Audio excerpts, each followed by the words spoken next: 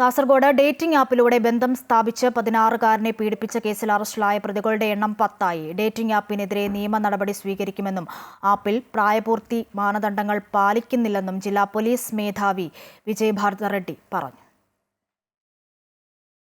ശാസ്ത്രീയ തെളിവുകളടക്കം ശേഖരിച്ചുകൊണ്ടുള്ള അന്വേഷണത്തിൽ നിന്ന് പീഡന സംഭവത്തിൽ കൂടുതൽ പേർ ഉൾപ്പെട്ടതായാണ് സൂചന. പയ്യന്നൂർ കോറം സ്വദേശി ഗിരീഷ് പിടിയിലായതോടെ പ്രകൃതിവിരുദ്ധ പീഡന കേസിൽ അറസ്റ്റിലായവരുടെ എണ്ണം 10ആയി. ബേക്കൽ വിദ്യാഭ്യാസ ഉപഡയറക്ടർ VK Sainudheen, railway protection force ഉദ്യോഗസ്ഥനായ പിലിക്കോട്ടെ ചിത്രരാജ് ഉൾപ്പെടെ 9 പേരെ കഴിഞ്ഞ ദിവസം അറസ്റ്റ് ചെയ്തിരുന്നു. 14 വയസ്സ് മുതൽ കുട്ടി പീഡനത്തിനിരയായെന്നും ഡേറ്റിംഗ് ആപ്പിൽ പ്രായപൂർത്തി രേഖകൾ ആവശ്യമില്ലാത്തത് കുറ്റകൃത്യങ്ങൾക്ക് സാഹചര്യങ്ങൾ ഒരുക്കിയെന്നും SP വിജയ് ഭാരത് റെഡ്ഡി പറഞ്ഞു. ആപ്പിനെതിരെ നിയമ നടപടി സ്വീകരിക്കുന്ന കാര്യം പരിഗണനയിലാണ്. I feel that it's a one-off incident പക്ഷേ we can't let our guard down that ഞങ്ങൾക്ക് ശ്രദ്ധിക്കണം. കുട്ടികൾ എന്താണ് ചെയ്യുന്നത്, ആരുകൂടെയാണ് സംസാരിക്കുന്നത്, എല്ലാം ശ്രദ്ധിക്കണം. ഇതൊരു ഗ്രീവിയസ് ആയിട്ടുള്ള ഒരു ഇൻസിഡൻറ്റ് തന്നെയാണ്.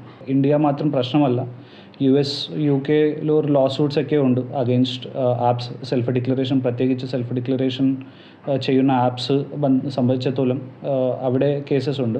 ഇത് ആദ്യ തവണമാണ് ഇങ്ങനെ ഒരു പോക്സോ കേസ് റിപ്പോർട്ട് ചെയ്യുന്നത്. ഇതിനെക്കുറിച്ച് കൂടുതലായിട്ട് അന്വേഷണ അകത്ത് വരും. 16-കാരനെ പീഡിപ്പിച്ച സംഭവത്തിൽ ശേഷിക്കുന്ന പ്രതികൾക്കായി കണ്ണൂർ, കോഴിക്കോട്, എറണാകുളം ജില്ലകളിൽ അന്വേഷണം ഊർജിതമാക്കിയിട്ടുണ്ട്. അമൃത ന്യൂസ്, കാസർഗോഡ്.